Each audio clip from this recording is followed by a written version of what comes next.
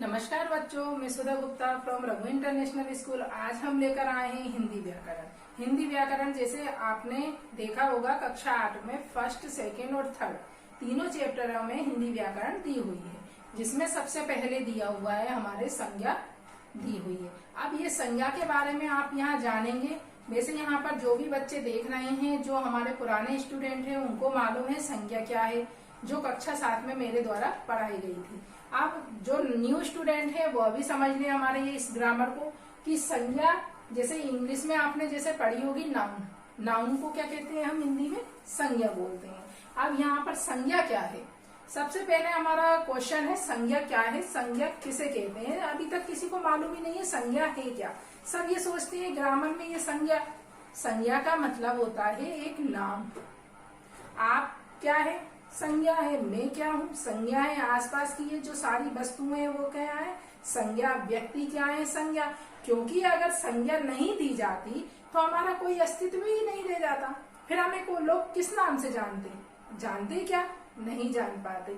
इसीलिए संज्ञा होना हमारे जरूरी है। संज्ञा मतलब किसी भी वस्तु को, स्थान को या व्यक्ति को नाम देना हमारा जरूरी होता है, तो वह कहलाती है संज्ञा। जैसे यहाँ पर संज्ञा की परिभाषा है, किसी वस्तु, व्यक्ति, स्थान अथवा भाव के नाम को संज्ञा कहते हैं।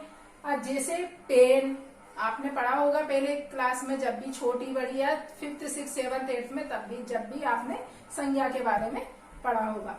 पेन, राम, भोपाल, रोना आदि, ये सारी चीजें क्या है, हमारे संज्ञा है। जैसे किसी का नाम है वह संज्ञा है, वस्तु का नाम है संज्ञा है।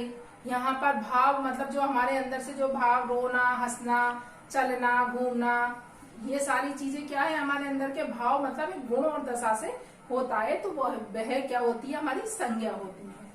अब संज्ञाएं कितने प्रकार की होती हैं, यहाँ पर संज्ञाएं होती हैं हमारी 3 प्रकार की होती हैं। संज्ञाएं 3 प्रकार की कौन कौन सी होती हैं, व्यक्तिवाचक संज्ञा, जातिवाचक संज्ञा और भाववाचक संज्ञा। अब यहाँ पर सबसे पहले हम देखेंगे व्यक्तिवाचक संज्ञा क्या है। अब व्यक्तिवाचक संज्ञा का मतलब होता है यहाँ पर विशिष्ट वस्तु, विशिष्ट व्यक्ति और विशिष्ट स्थान के नाम से।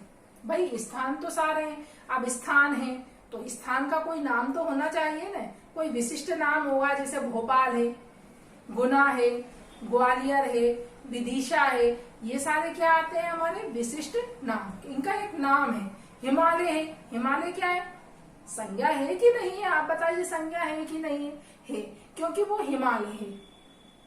अब जैसे आपको चोटी के नाम, जैसे माउंट एवरेस्ट आपने सुनी होगी, इसी तरह कई अलग अलग नाम रहते हैं, अलग अलग मतलब उनका एक विशिष्ट नाम रहता है। जैसे व्यक्तियों में देखो, जैसे हम भी एक विशिष्ट हैं। जैसे मान लो किसी फैमिली में 4 या 5 भाई बहन है, ऐसा तो है नहीं है सभी का नाम राम राम राम रख दिया, या सीता या गीता गीता रख दिया, नहीं, एक सभी का एक विशिष्ट नाम होता है। जैसे किसी का राम होता है, श्याम होता है, सीता होता है, गीता होता है, इस तरह से नाम होते हैं। तो ये एक विशिष्ट नाम से, जैसे महात्मा गांधी, भाई उनको हम तभी तो जानेंगे, गांधी तो बहुत होते हैं, लेकिन जब उनका कोई एक विशिष्ट नाम दिया होगा तब तो हमको पहचानेंगे। ये उनकी एक पहचान होती है। स्थान के नाम, जैसे मैंने अभी आपको बताया, ग्वालियर, भोपाल, इंदौर, ये सारे एक विशिष्ट नाम दिए हैं किसी स्थान के। भाव, अब भाव भी होता है हमारे अंदर, क्या भाव आ रहे हैं, भाई रोने का गुण आ रहा है हमारे अंदर, कि हमें हंसने का भाव आ रहा है, कि हमारे मन क्या कह रहा है, सुंदरता का, ये सारे गुण और दोषों से हम भाव का वर्णन करते हैं। अब इसी प्रकार सेकंड है हमारी जातिवाचक संज्ञा।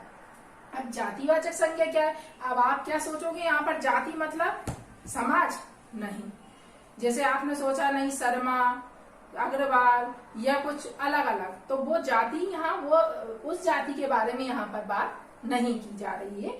यहाँ पर एक जिस जाति के द्वारा हम किसी चीज को दर्शाते हैं, जैसे मान लो छात्र है, अब एक क्लास में छात्र हैं, अब यहाँ पर मैं बोल देती हूँ आपसे छात्रगण, तो ये क्या हो जाएगी, एक छात्रों की एक जाति हो जाएगी, एक उनका वर्ग हो जाएगा, एक समूह हो जाएगा। जैसे शिक्षक है, अब यहाँ पर शिक्षक, और मैंने बोल दिया यहाँ पर शिक्षक गण, तो शिक्षक गण मतलब बहुत सारे शिक्षक गण।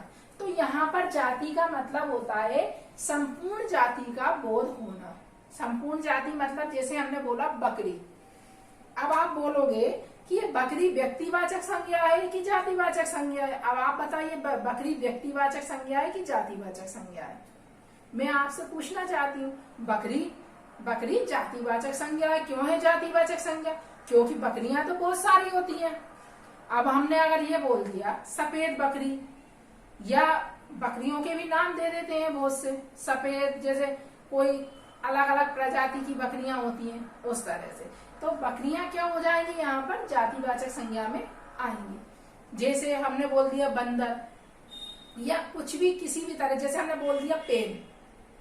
अब आप बोलोगे कि नहीं मैडम तो बस इसी चीज का उदाहरण दे रही, नहीं, लेकिन मैडम अगर मैंने बोल दिया पेन, तो क्या पेन जातिवाचक संज्ञा है कि वस्तुवाचक वो है व्यक्तिवाचक संज्ञा? अब आप बताइए, पेन तो बहुत सारे होते हैं नहीं होते? जैसे छात्र भी बहुत सारे होते हैं। अगर हम छात्र का नाम हमने बोल दिया, किसी भी छात्र का नाम बोल दिया, हमने बोल दिया सुहानी जैन, तो वो क्या हो जाएगी? हमारी व्यक्तिवाचक संज्ञा हो जाएगी, और बाकी जो हमने अगर छात्रगण बोला तो वो हमारी जातिवाचक संज्ञा हो जाएगी।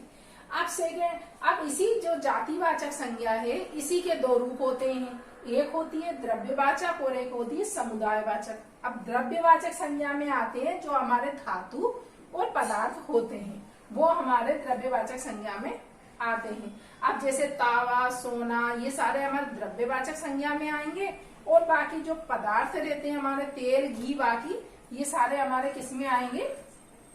पदार्थवाचक संज्ञा। इसी तरह समुदायवाचक संज्ञा में आएगा हमारे सेना, भीड़, परिवार, समिति, मतलब जो समूह से संबंधित होगा वह हमारे सारे इसमें समुदायवाचक में आएंगे। अब हमारी तीसरी संज्ञा जो है वो है भाववाचक संज्ञा। अब भाववाचक संज्ञा में क्या है? किसी गुण, दशा, स्थिति, भाव अथवा विशेषता के नाम का बोध कराने वाली संज्ञा को हम क्या कहते हैं? यहाँ पर भाववाचक संज्ञा कहते हैं। अब ये भाव, अब जैसे मान लो किसी का हंसने का दिल करता है, किसी का रोने का दिल करता है, किसी के अंदर कोई अलग अलग तरह की फीलिंग आती है, तो वो होती है हमारे अंदर एक भाव, उनका एक नाम रहता है। अब जैसे किसी की दशा, कोई गरीब है, कोई अमीर है, कोई जो भी है, वो उसकी दशा को प्रकट करता है। स्थिति, यहाँ पर भाव अथवा विशेषता।